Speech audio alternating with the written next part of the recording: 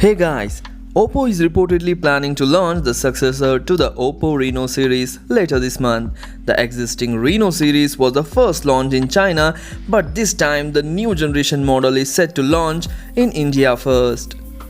The teaser image reveals that the new series will launch on August 28 in India. It also confirms that the new Reno smartphone will feature a quad camera setup at the back, so the Reno 2 model is getting an additional fourth camera as compared to the triple camera setup of its predecessor.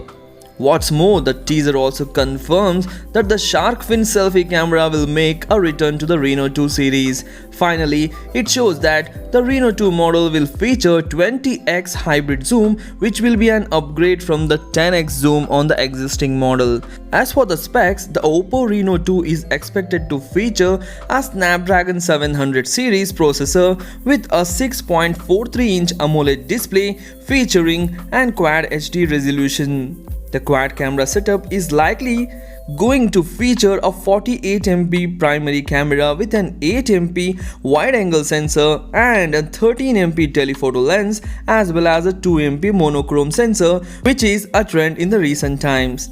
The battery department should get an upgrade, with the rumors stating up to 4065 mAh capacity one inside the new flagship.